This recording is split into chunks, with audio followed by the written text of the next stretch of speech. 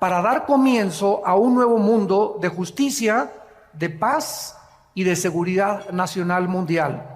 Ninguna fuerza en el universo va a poder detener este acontecimiento maravilloso.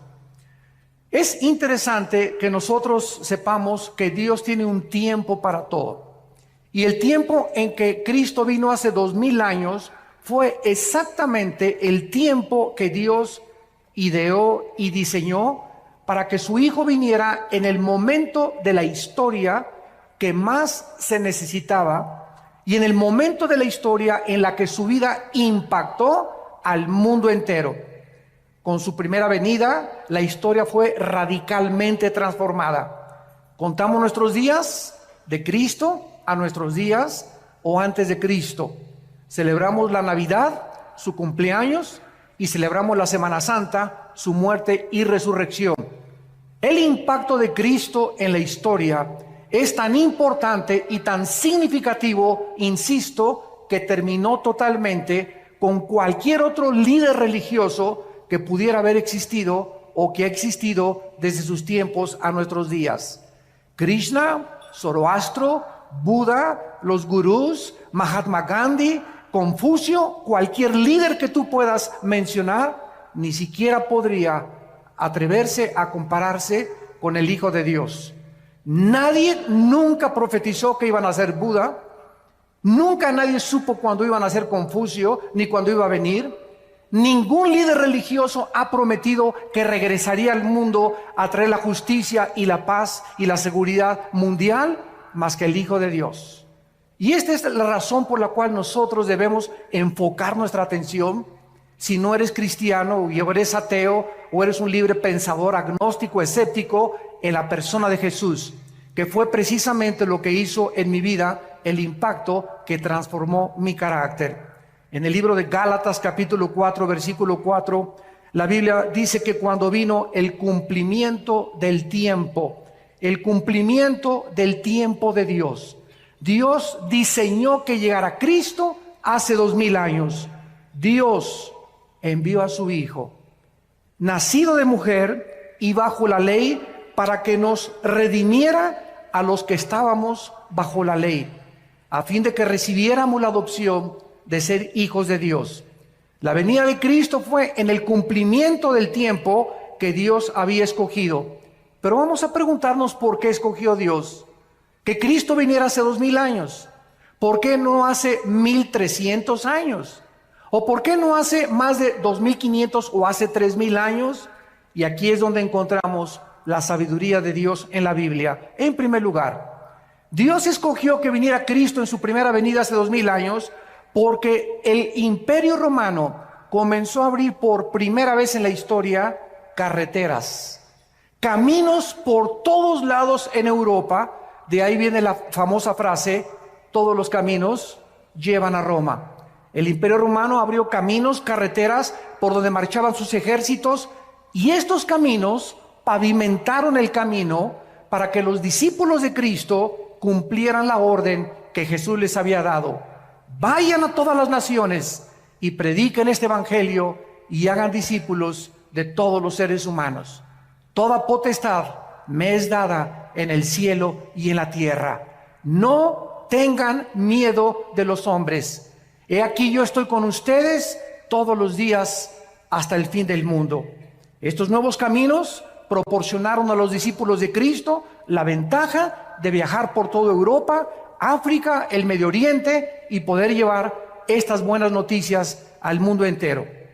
En segundo lugar, porque hace 2000 años existía la Pax Romana, que existió durante el tiempo de Cristo. Fue como un paréntesis de todas las guerras continuas que habían prevalecido anteriormente. Este factor también les benefició a los discípulos de Cristo para que fueran por todas las naciones sin ningún problema. En tercer lugar, el lenguaje y la cultura helénica. Cuando los ejércitos de Alejandro el Magno marcharon para conquistar el mundo, todos los filósofos griegos influenciaron de tal manera al mundo antiguo que el mundo antiguo adoptó y asimiló el lenguaje del griego. que se llamaba el griego koiné o la cultura helénica. Como consecuencia, cuando Cristo vino, el mundo entero hablaba el griego y dominaba el helenismo. Esta igualdad de lenguaje y filosofía, al igual que los caminos que abrió Roma, pudieron prevalecer para poder llevar el evangelio y que no tuvieran absolutamente ningún problema en poder difundir las noticias de la salvación en Cristo Jesús. Pero en cuarto lugar, lo más importante por lo cual Dios envió hace 2000 años a Cristo al mundo fue por el gran vacío que existía en la humanidad, que se vuelve a repetir exactamente 2000 años después, en la época, en el siglo XXI en que estamos viviendo. Las diversas y los cientos de religiones que había en tiempos de Cristo, con los miles de dioses de los griegos paganos, no pudieron nunca satisfacer ni a poder llenar el hambre de la humanidad de aquellos tiempos. Además, la inmoralidad, el paganismo, la idolatría, la depravación sexual, las filosofías griegas no pudieron satisfacer las necesidades más profundas del alma humana. En su primer carta a los Corintios, el apóstol Pablo lo escribe de esta manera en el versículo 1, versículos 18 en adelante. Y Cristo se dirige a los griegos, a los filósofos, aquellos que nadie ha podido comparar en 2000 años, los que se la pasaban interpretando el mundo, mientras Jesús venía a cambiar el mundo. Y dice el apóstol Pablo, porque la palabra de la cruz es locura a los que se pierden. Los griegos decían, ¿cómo puede el Hijo de Dios dejarse matar? Nuestros dioses Zeus, nuestros dioses titanes y todos los grandes de la mitología griega son dioses poderosos. Un Dios nunca permitiría que mataran a su Hijo. Fue locura para los griegos, para la sabiduría humana, que Jesús muriera crucificado. Pero para los que se salvan, dice el apóstol Pablo, a nosotros es poder de Dios. ¿Qué hizo Dios hace 2000 años? Destruyó la sabiduría de los sabios y desechó el entendimiento de los entendidos. Dios hace 2000 años, a través de Cristo, envió este mensaje a todos los filósofos. Ninguna alma humana tiene la capacidad intelectual para entender a Dios. Nadie podrá, a través de sus proposiciones filosóficas, a través de sus conjeturas, a través de sus hipótesis, a través de sus especulaciones racionales, poder comprender a Dios. ¿Por qué? Porque los pensamientos de Dios son mucho más grandes que los pensamientos humanos. Y los caminos de Dios, la forma como Dios actúa, es mucho, mucho, mucho más grande y diferente a como nosotros creemos que Él debería de caminar. Entonces, para que podamos alcanzar los pensamientos de Dios a través de nuestro intelecto, jamás lo hubiéramos podido lograr. ¿Qué hizo Dios? Envió del cielo a su Hijo a este mundo. Y Cristo nos trajo a este mundo los pensamientos de su Padre. Nos dijo cómo era Dios. Nos dijo cómo hablaba Dios. Si tú quieres conocer a Dios, ve a Jesucristo. Si quieres saber cómo piensa Dios, estudia la vida de Cristo, porque Él es la imagen del Dios invisible, el primogénito de los muertos, el creador del universo. Dios pues nos habló a través de Cristo, y el apóstol Pablo entonces reta a los filósofos y les dice, ¿dónde están los sabios? ¿Dónde están los que todo lo alegan en la televisión y en el radio y en las películas? ¿No ha enloquecido Dios la sabiduría del mundo? La Biblia está diciéndote, tráeme a tu gallo Giro. ¿Quién es para ti el más sabio, la persona más inteligente, el filósofo más grande, tu héroe? Tráemelo, dice Dios, y ponlo aquí, y ponemos a Jesús a un lado. ¿En quién vas a pensar? ¿En Platón? ¿Sócrates? ¿Alejandro el Magno? ¿Oscar Wilde? ¿Zoroastro? ¿Buda? ¿Mahatma Gandhi? Piensa. Dios nos está retando. Tráeme a tu gallito Giro. Piensen ustedes en el personaje que más ha impactado tu vida. y comparémoslo con Jesucristo. Tráeme el libro que tú quieras de literatura, de genética, de historia, de geografía, de antropología, de aritmética, de física, de genética. Pónmelos aquí y ponemos la Biblia a un lado. No hay ninguna obra ni volumen en la literatura que se pueda comparar con la Biblia. Este es el mensaje que me ha gustado llevar a las universidades. Y retando a los universitarios les he dicho lo mismo. Tráiganme ustedes y vamos a discutir y vamos a argumentar contra Marx, contra Freud, contra Carlos Darwin, contra Friedrich Nietzsche, contra Carlos Sagan, contra el que tú quieras. Cristo destruye la sabiduría y la filosofía humana. ¿Por qué? Porque son hombres. Hombres como tú y como yo, frágiles, con pies de barro, que no tenemos la capacidad más que limitada para poder llegar a un cierto punto de comprensión. Y el mundo se ha pasado tratando de entender el mal, la existencia de la maldad, que es el problema número uno de la filosofía y de los teólogos en la humanidad. La humanidad vivía en las peores condiciones en aquel tiempo y entonces la Biblia dice, ya que en la sabiduría de Dios. El mundo no conoció a Dios mediante la sabiduría, ni de Platón, ni de los griegos, ni de Sócrates, ni de Carlos Marx, ni de ningún hombre puede darnos el conocimiento de Dios. Agradó a Dios salvar a los creyentes por la locura de la predicación. Dios escoge un mensaje que es locura al intelecto humano. Y el mensaje es este: cree en Jesucristo, lo que Él hizo en la cruz del Calvario. Invítalo a tu vida como tu Salvador y Dios te perdona tus pecados, pasados, presentes y futuros. Recibes la eternidad en ese momento y en ese momento el intelecto humano comienza a luchar. No puede ser tan fácil. Yo tengo que irme de rodillas a la villa, tengo que hacer algunas obras, tengo que hacer esto y el otro, tengo que hacer 5 asilos, tengo que construir 10 orfanatorios, tengo que hacer algo para poder entrar al cielo. Dios dice, mis pensamientos no son tus pensamientos, sométete a mis términos, la salvación es por gracia, no es por obras. Y este mensaje contradice todas las religiones, porque todas las religiones sin excepción enseñan que debemos hacer algo. Claro que después de recibir a Cristo tenemos que manifestar de que somos cristianos con las buenas obras, pero nuestras buenas obras no son el medio para salvarnos, son solamente un punto intermedio entre la salvación y lo que Dios dijo en su palabra. O sea, no es las obras lo que nos salva, sino el fruto de nuestra salvación. No nos portamos bien para irnos al cielo, nos portamos bien porque tenemos a Cristo y lo tenemos que demostrar por la forma en que vivimos.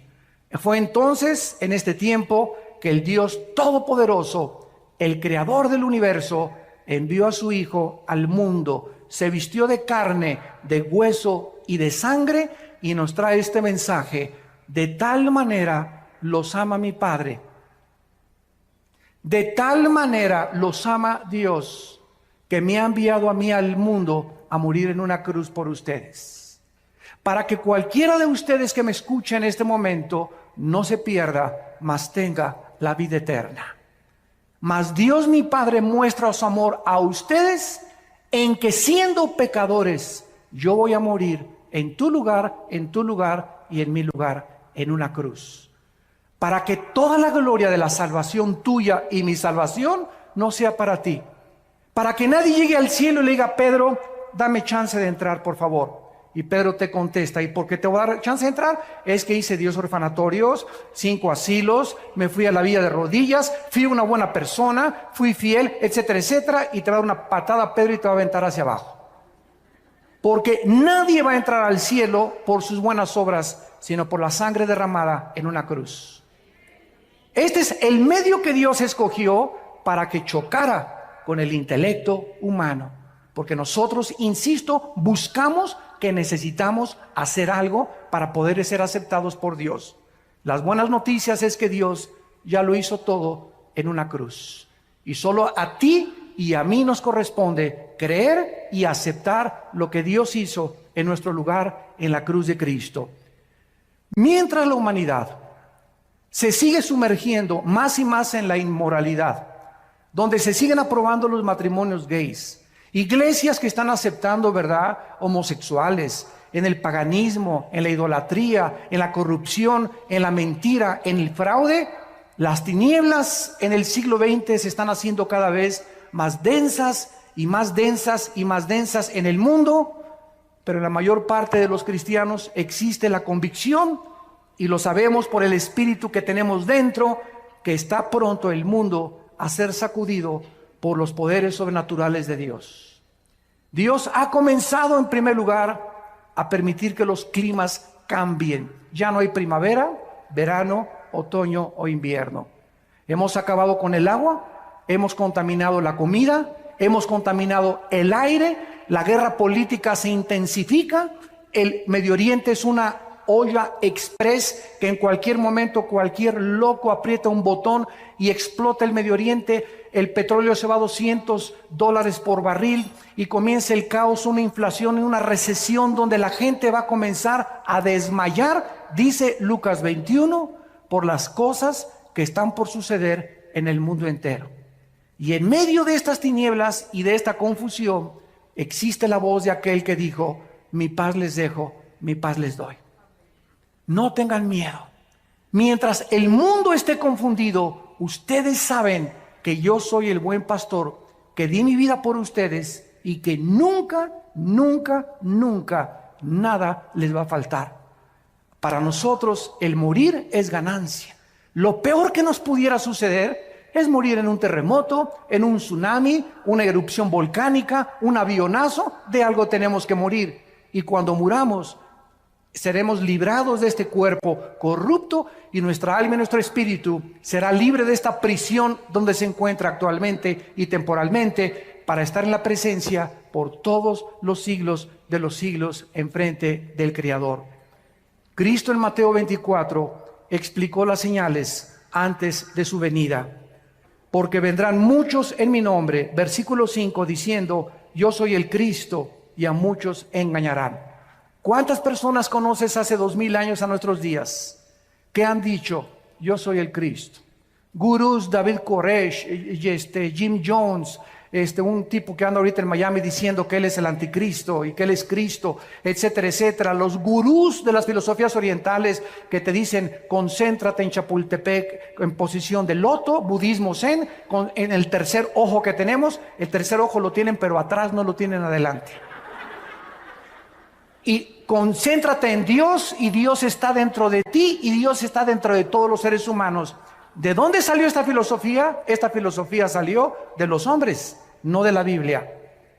Y mientras todo esto sucede y siguen levantándose hombres y mesías, y el mundo como un niño inmaduro sigue creyendo que un presidente o un gobernante va a sacar al país del problema, o un partido político, siguen los seres humanos poniendo su esperanza en los seres humanos y no en Dios. Y la Biblia dice: maldito el que confía en el hombre y pone por carne su brazo. Bendito aquel que confía en Dios, porque será como árbol plantado junto a corrientes de agua, que da su fruto a su tiempo y su hoja no cae, y todo lo que haga prosperará.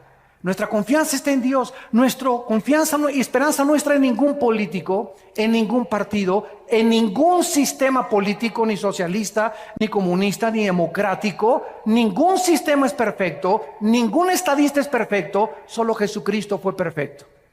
Así que si tú tienes tu confianza en Dios y en Jesucristo, podrás mantenerte en un fundamento inconmovible, que es la roca, que es Jesús. Mateo 24 dice Jesucristo: van a oír de guerras y rumores de guerras. Miren que no se turben, porque es necesario que esto acontezca, pero aún no es el fin. 1914, Primera Guerra Mundial de la historia.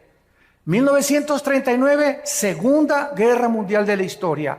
De 1945 a nuestros días, 445 revoluciones, más de 370 golpes de Estado, más de 15 cuantos genocidios. El siglo XX es el siglo donde más sangre se ha derramado, donde más guerras, donde más genocidios, José Stalin, Adolfo Hitler, Idi Amin, Lao Tse-tung, Mao Tse, y todos ellos, ¿verdad? Millones de personas mataron, pero al mismo tiempo e irónicamente, el siglo XX se caracterizó por ser el siglo donde más alta tecnología alcanzó el ser humano y donde más descubrimientos científicos se han logrado en toda la historia de la humanidad. Qué ironía que mientras el ser humano evoluciona en ciencia y en tecnología, se hunde en contrario en su moral. Cada vez se deprava más, cada vez hay más pastillas tranquilizantes, cada vez hay más confusión, porque el ser humano no fue nacido para él solucionar los problemas mundiales. Para eso tenemos a un Dios que dio su vida por nosotros en una cruz. Dice Cristo, iban a haber pestes. Te sonó la campana, ¿verdad? Que la influencia, que el ébola, que esto y el otro, que el SIDA, que el retrovirus del SIDA. Va a haber hambres, terremotos y todo será principio de dolores. Damas y caballeros, el mundo está entrando, lo que Jesús dijo hace 2000 años, al principio de los dolores. ¿Estás listo?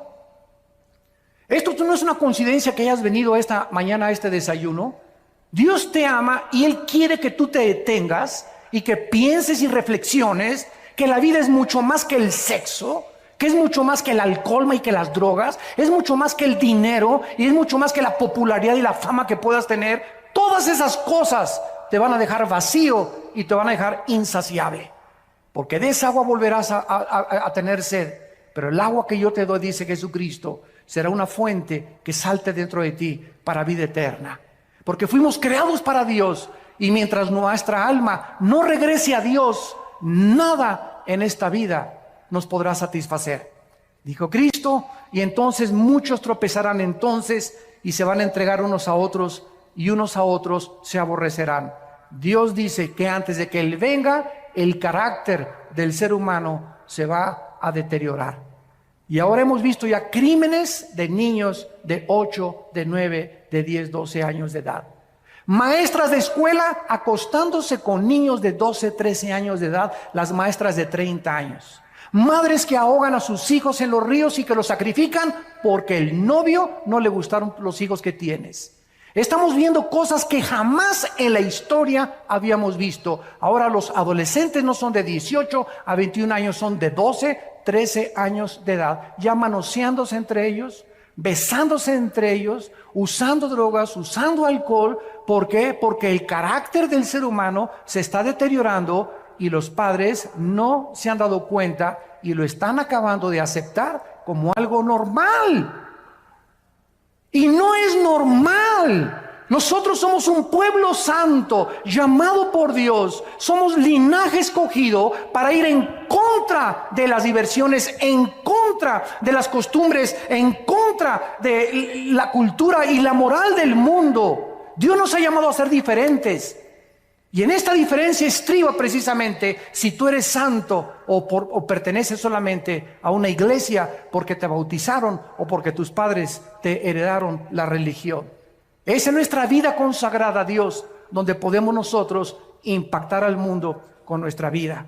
Cada vez los padres se van contra los hijos ahora, los hijos contra los padres, divorcios por todos lados, la gente contra el partido político, entre los partidos políticos unos a otros matándose. Ya no les interesa México, no les interesa Argentina, les interesa su partido, no les interesa el bienestar de la nación, les interesa su imperio, les interesa lo que ellos anhelan, no les interesa tu bien ni mi bien, les interesa sus propios intereses personales.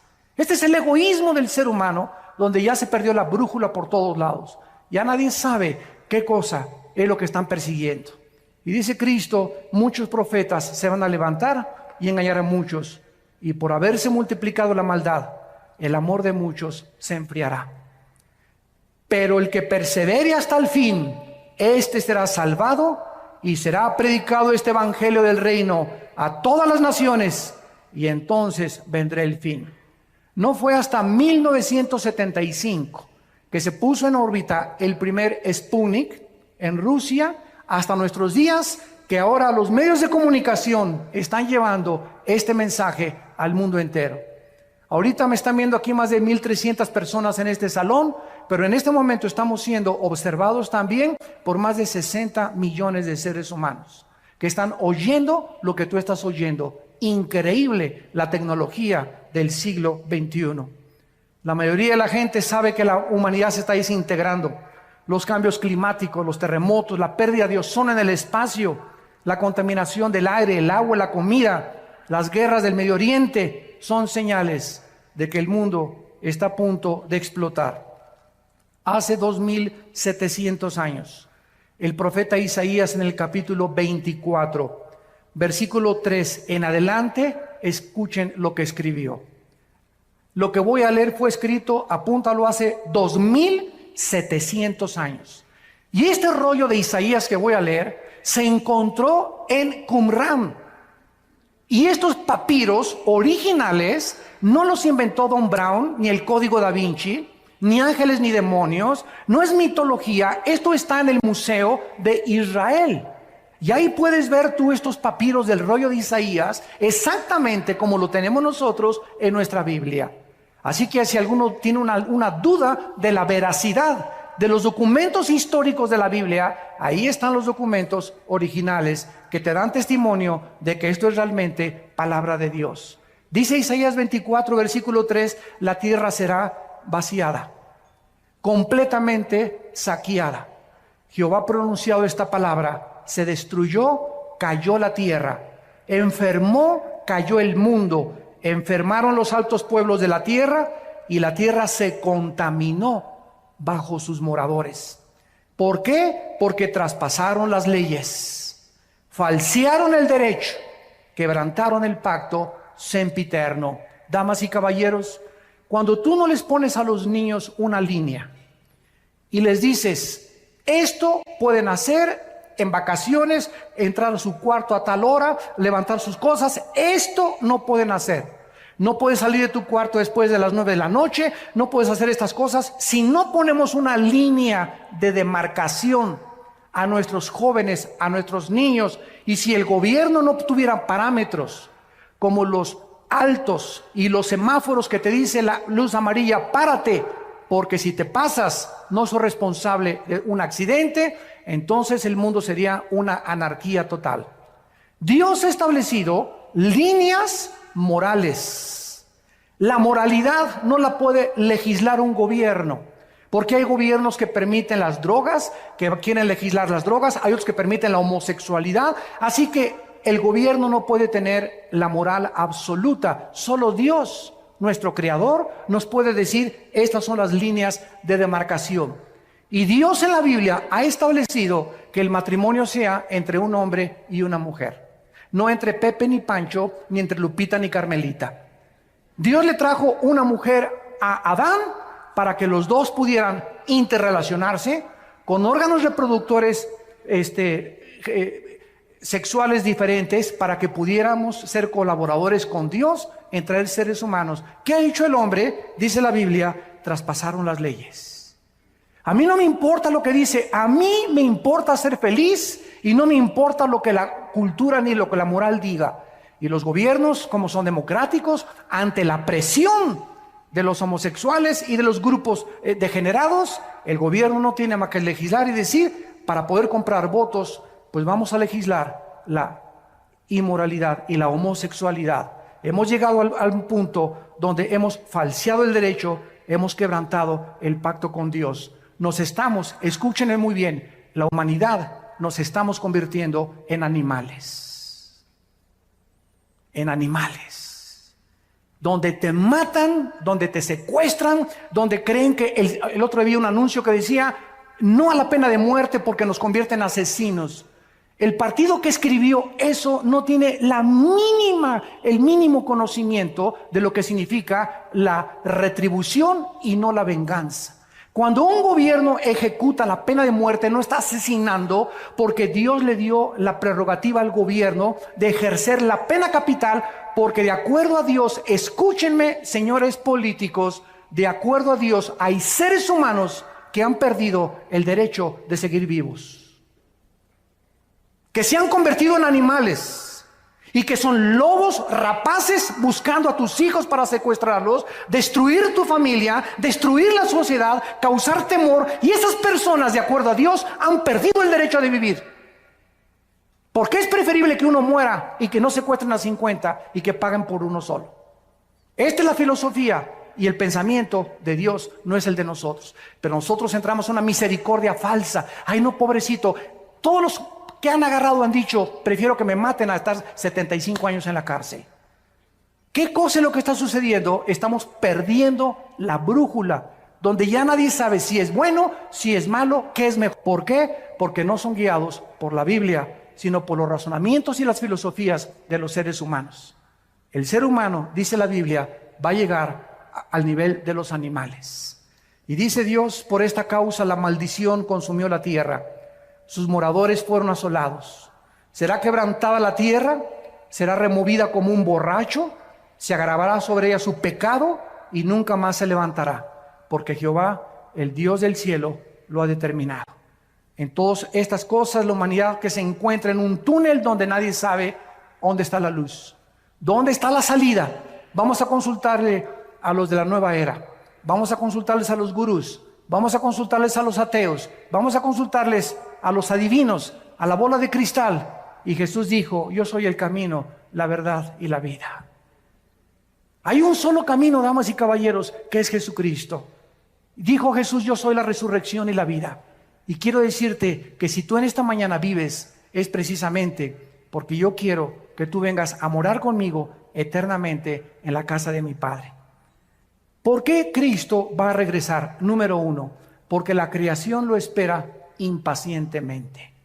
La creación ha sido contaminada con huracanes, tornados, lluvias, tormentas, erupciones volcánicas. ¿Por qué? ¿Ha existido esto siempre en la humanidad? Así es, desde que el primer hombre pecó en el huerto del Edén.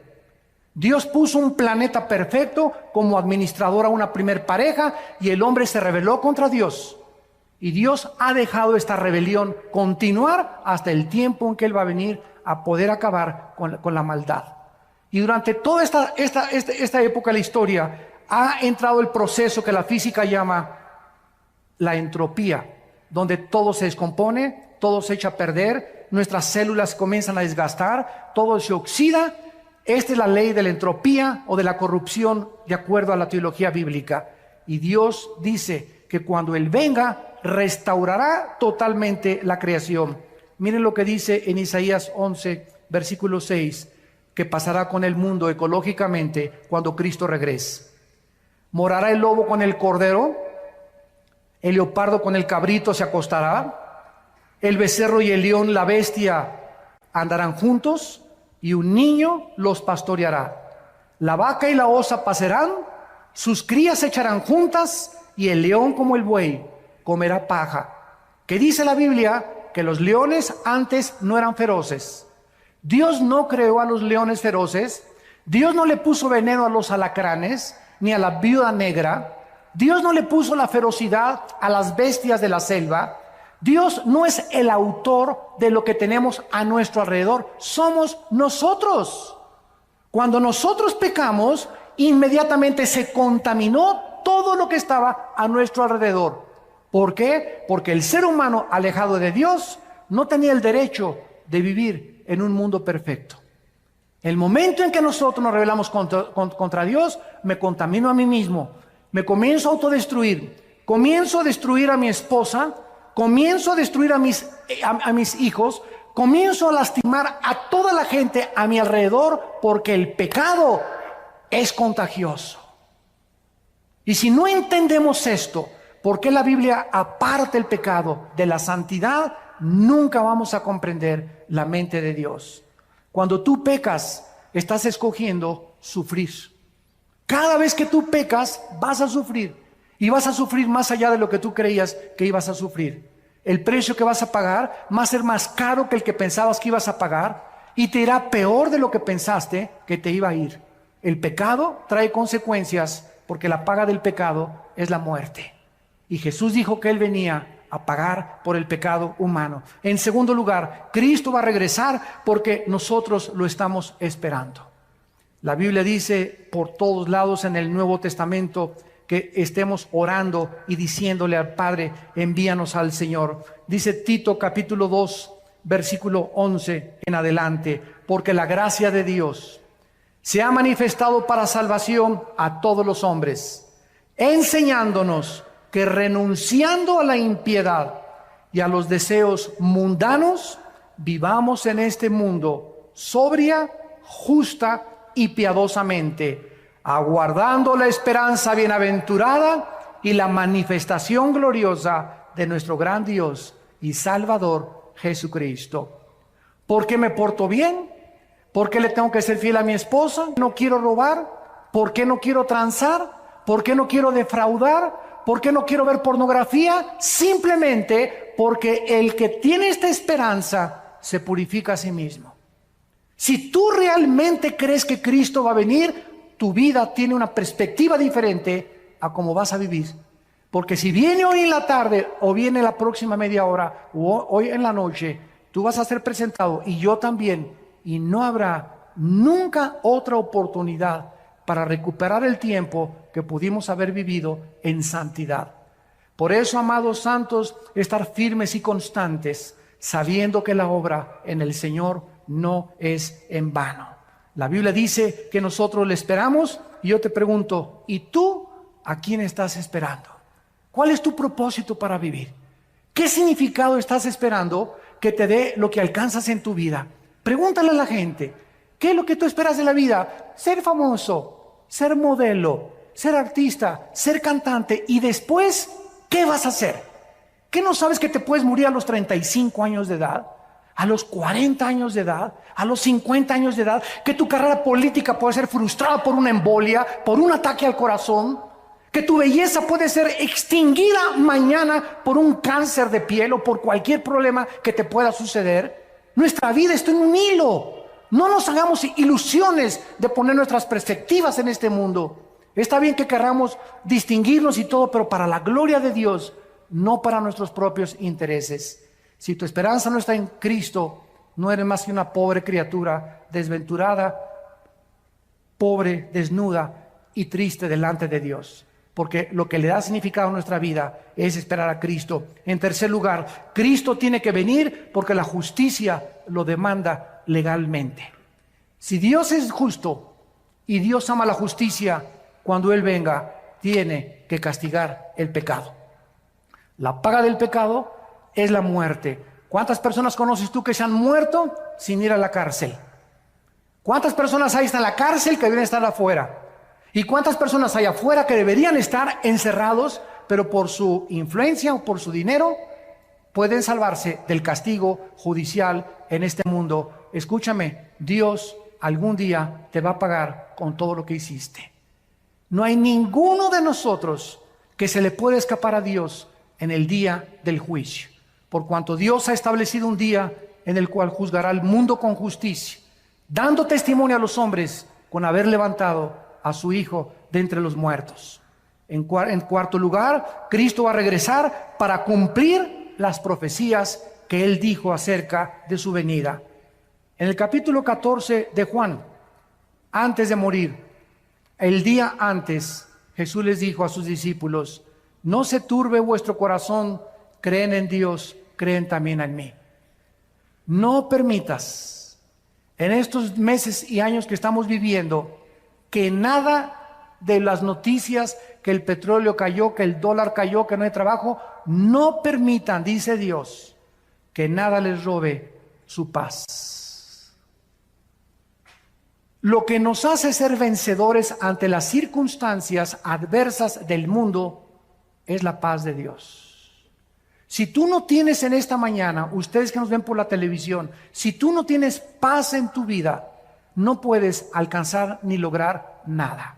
Y déjame decirte algo, no tienes paz porque el pecado trae culpa, vergüenza, intranquilidad, irritabilidad, rencor y amargura. Cada vez que pecas, pierdes la paz, pierdes la tranquilidad, no te aguanta ni tu perro. Pero cuando tenemos paz, somos gobernados por algo que sobrepasa el entendimiento, Y que aunque podamos alrededor estar en medio de un huracán y de un tornado, sabemos que nuestras vidas están totalmente en las manos de aquel que dio su vida por nosotros en una cruz. Cristo dijo: en la casa de mi Padre muchas moradas hay. Si así no fuera, yo os lo hubiera dicho. Voy a preparar lugar para ustedes, para que si yo me fuere, vendré otra vez y los tomaré a mí mismo, para que donde yo estoy, ustedes también estén. Y ustedes saben a dónde voy y sabéis el camino. Tomás le dijo: no sabemos dónde vas. ¿Cómo podemos saber el camino? Jesús le dijo: yo soy el camino. Yo soy la verdad y yo soy la vida. Nadie viene al Padre si no es por mí. Fue lo que hizo que mi vida fuera consagrada a Dios. Cuando yo leí esto, ya había estudiado yo las religiones. Buda, había pertenecido al Partido Comunista, quería ser gurú, me quería el Himalaya, me quería rapar como los Hare Krishna, quería experimentar con las drogas, con la marihuana, con el LSD, etcétera, etcétera. Y cuando yo me enfrento con estas palabras de este hombre, caí en ese momento. Eran las 1:30 de la madrugada en mi casa, bañado en lágrimas. Por fin descubría a alguien que me decía: no puede que, quizá, chance y, a lo mejor me encontraba con alguien que me decía: yo soy el camino. No hay ningún otro camino, Armando, me decía Jesús, más que yo. Cualquier otro camino en el que tú te encuentres es un camino que conduce a la muerte. Yo soy el camino por donde tú debes andar. Agárrate de mi mano, dice Jesús, y vas a caminar conmigo y vas a tener vida y vida en abundancia. Y además, cuando mueras, vas a seguir siendo pastoreado por toda la eternidad por mi Padre. Cristo viene para cumplir sus promesas que Él nos ha hecho. Y terminamos viendo los contrastes entre la primera y la segunda venida de Jesucristo. En la primera venida de Jesucristo, Él vino a quitarse el trono, la corona, los vestidos reales y bajó a un mundo de pordioseros. Bajó a un basurero que es el planeta Tierra. Y estando en la condición de hombre, no invitó a su nacimiento al Shah de Irán, ni a la Pompidou, ni a los Richelieu. No inventó a la clase media alta, ni a los políticos, ni a los encumbrados. Cuando Él nació, imagínate esto, el creador del universo nace en un pesebre. ¿Qué nos dice esto? Que Dios es un Dios humilde. Y que ese carácter de Dios lo debemos llevar nosotros en nuestra alma. Inmediatamente la humildad se refleja en los que siguen a Jesucristo de todo corazón. Y lo contrario es la pomposidad, la vanidad, la altanería, la soberbia, el orgullo que gobierna a los seres humanos. El desprecio por las clases marginadas, el creerse que por ser socialmente más educado o tener mejor coche o mejor color de piel o mejor esto, inmediatamente lo notamos en aquellas personas que no conocen al Hijo de Dios. Cuando Cristo venga, vendrá con toda su gloria, con toda su potestad, con todo su reino para gobernar para siempre. Dice Mateo 24:29, e inmediatamente después de la tribulación, el sol se oscurecerá, la luna no dará su resplandor, las estrellas caerán del cielo y las potencias de los cielos serán conmovidas, y entonces aparecerá la señal del Hijo del Hombre en el cielo, y entonces lamentarán todas las tribus de la tierra y verán al Hijo del Hombre viniendo sobre las nubes del cielo con gran poder y con gran gloria. Vino como un siervo. Cuando Él venga, viene a reinar sobre nosotros. En segundo lugar, vino como un cordero en su primera venida. Cuando estaban ante sus enemigos, no abrió su boca. Pilato le dijo: defiéndete. ¿Qué no sabes que tengo poder para crucificarte o para soltarte? Cristo sabía que su vida no dependía de un gobernador. Y le contestó a Pilato y le dijo: ninguna autoridad tendrías si no te fuera dada del cielo. Él vino a entregarse como un cordero, pero cuando Él regrese, vendrá como el león de la tribu de Judá. a juzgar a los vivos y a los muertos. En su primera venida fue juzgado.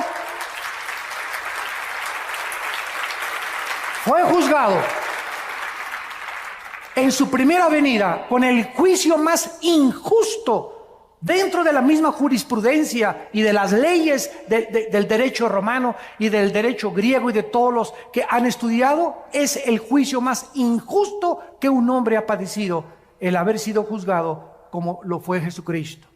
En su segunda venida, Él vendrá como el juez de toda la humanidad.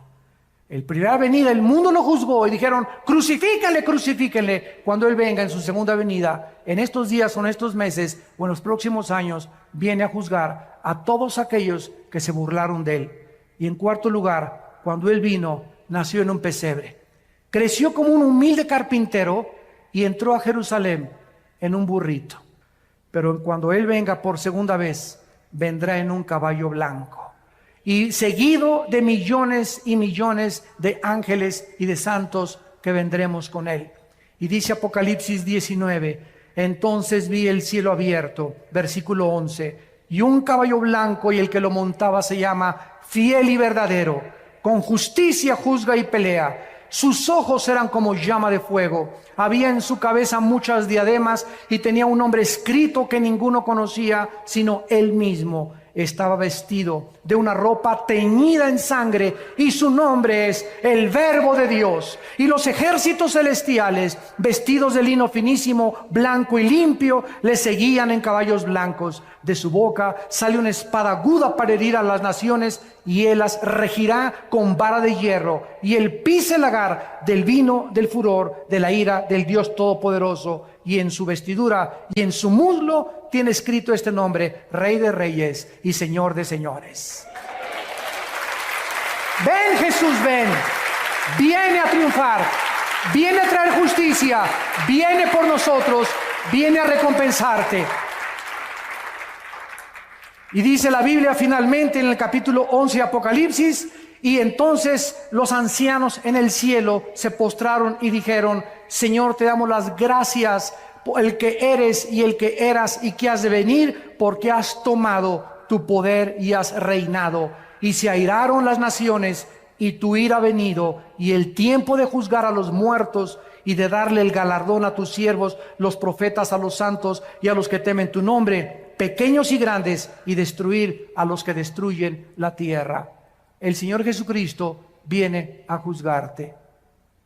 Y si tú recibes a Cristo en esta mañana, Él ya no viene como tu juez, Él vendrá como tu Salvador. Él vendrá como tu Redentor. Vendrá por ti y por mí para llevarnos con Él, para que los siglos venideros, que solamente pasamos por esta tierra temporalmente, podamos reinar por toda la eternidad con aquel que dice: he aquí, yo soy el primero y yo soy el último. Yo soy el alfa y yo soy el omega. Vengo pronto con mi galardón para recompensar a cada uno según su obra. No quisieran muchos de ustedes en este momento